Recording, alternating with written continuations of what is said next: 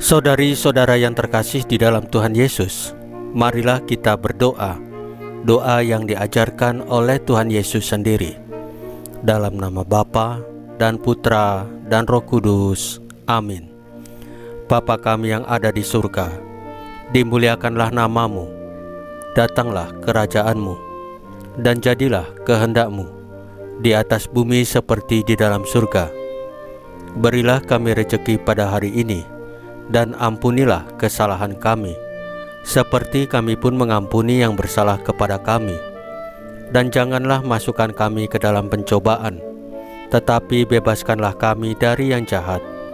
Ya Roh Kudus, hadirlah saat ini untuk memimpin dan membimbing kami dalam membaca firman Tuhan Yesus dan merenungkannya, sehingga kami dapat mengerti maknanya dan dapat kami laksanakan dalam hidup kami sehari-hari di tengah masyarakat kami. Pembacaan Injil Matius bab 13 ayat 44 sampai dengan ayat 47. Harta yang terpendam. Sekali peristiwa, Yesus mengajar orang banyak. Hal kerajaan surga itu seumpama harta yang terpendam di ladang, yang ditemukan orang, lalu dipendamnya lagi. Karena sukacitanya, pergilah ia menjual seluruh miliknya, lalu membeli ladang itu.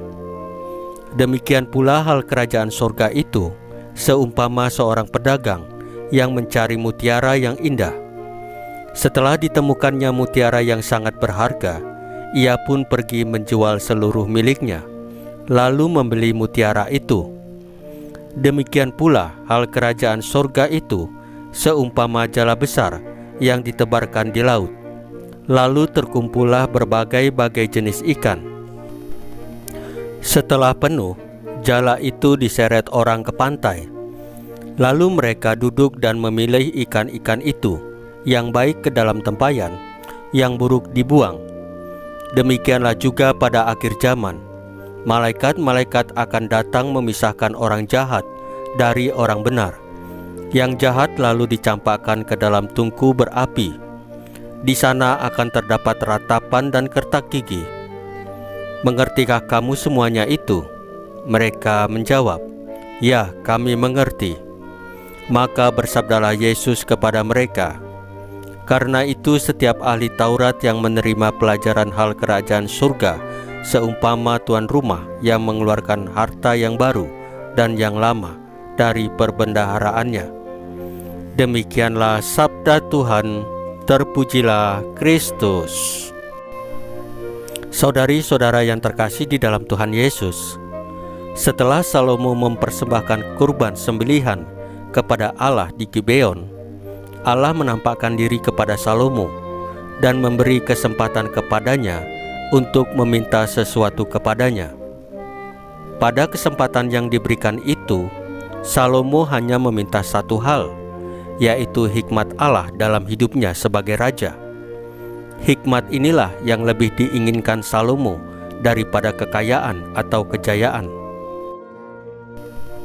Semua kemegahan di dunia akan sia-sia, tetapi hikmat Allah akan membawa keselamatan. Melalui Tuhan Yesus Kristus, hikmat itu kini telah diberikan dan dirahmati kepada setiap umat beriman, agar dapat mengetahui jalan menuju Allah. Setelah itu, tergantung kita umat beriman, apakah mau terus mengusahakannya dan mengarahkan hati kepada tuntunan Allah itu atau tidak. Tanpa ada usaha dan keterbukaan hati, hikmat Allah yang ditawarkan kepada manusia akan sia-sia. Keselamatan akan didapatkan jika kita mau mencari dan mengusahakannya, bagaikan perumpamaan seorang yang menjual segala miliknya untuk mendapatkan ladang berisi harta karun besar. Lalu hal-hal apa yang masih menjadi tantangan dan halangan bagi kita untuk mengusahakan rahmat Allah itu? Usaha-usaha apa saja yang akan kita lakukan untuk mengatasi halangan-halangan yang ada tersebut? Saudari-saudara yang terkasih di dalam Tuhan Yesus, marilah kita berdoa. Ya Tuhan Yesus, curahkanlah budi kami untuk memahami tuntunan-Mu, dan kuatkanlah hati kami agar tekun mengusahakan apa yang menjadi kehendak-Mu. Salam Maria, penuh rahmat, Tuhan sertamu. Terpujilah engkau di antara wanita, dan terpujilah buah tubuh-Mu Yesus. Santa Maria Bunda Allah, doakanlah kami yang berdosa ini, sekarang dan waktu kami mati. Ya Tuhan Yesus, tambahkanlah iman kami hanya kepadamu saja, karena hanya Engkaulah Tuhan dan Juru Selamat kami satu-satunya, tidak ada yang lain. Dalam nama Bapa dan Putra dan Roh Kudus. Amin. Saudari-saudara yang terkasih di dalam Tuhan Yesus, bacaan firman dan renungan hari ini sudah selesai. Tuhan Yesus memberkati kita semua.